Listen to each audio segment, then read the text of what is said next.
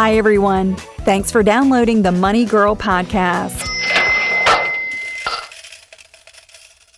I'm your host, Laura Adams. I also wrote the award-winning and fun guide to personal finance called Money Girls: Smart Moves to Grow Rich. Get a copy of the paperback or download the ebook from your favorite bookseller.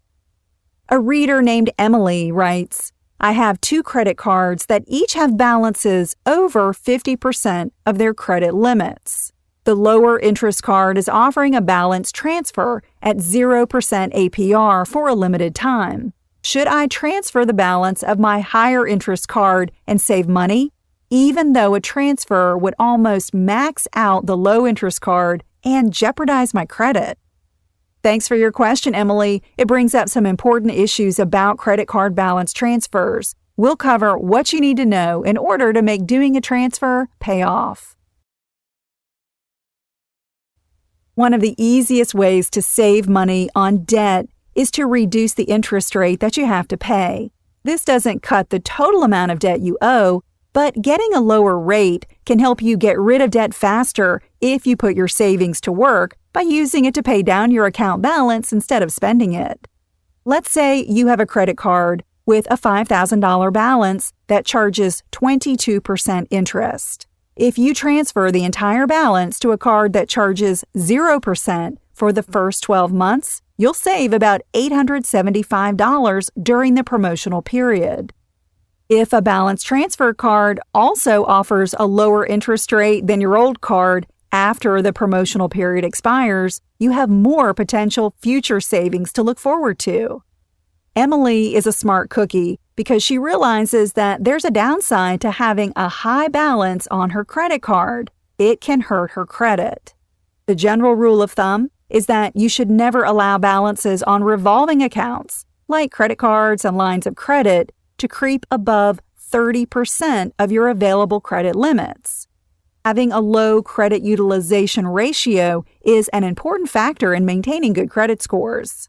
I did a previous podcast on this topic, so to learn more, be sure to listen to episode number 270 called Credit Utilization: What It Means for Your Credit Score. So, is doing a balance transfer on a credit card that already exceeds 30% of your credit limit out of the question? Well, it depends on your financial goals and objectives.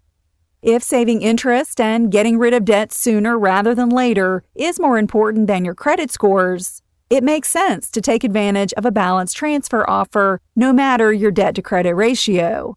But if you're in the process of getting a loan or want to make a big purchase soon, maxing out a card and having your credit scores go down isn't worth it.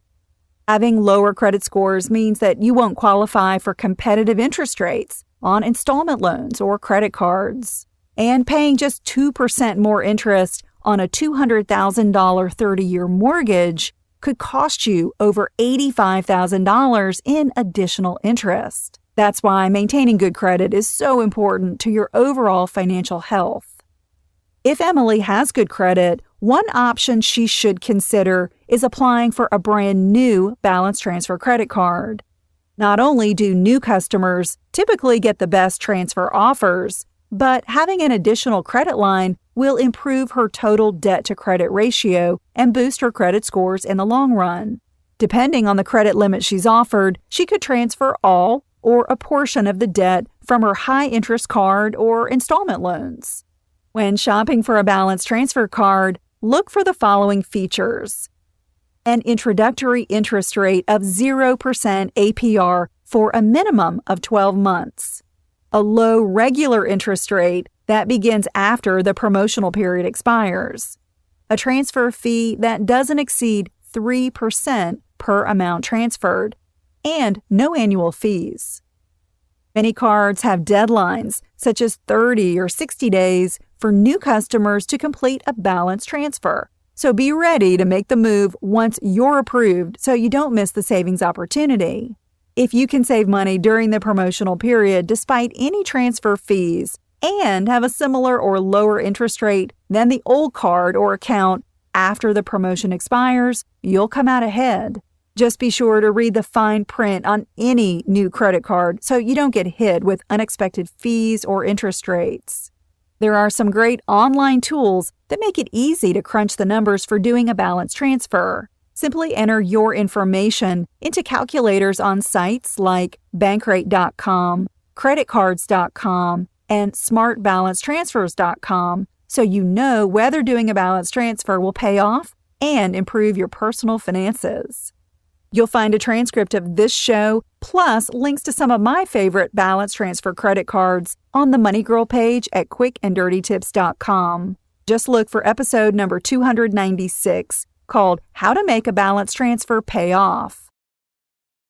To get more money tips and advice, join the Money Girl Facebook page or sign up for the free Money Girl newsletter. I'm also on Twitter under username @LauraAdams. It's LauraAdams with no space. You can submit your money question on social media or email it to money@quickanddirtytips.com. I'm glad you're listening. Cha-ching! That's all for now, courtesy of Money Girl, your guide to a richer life.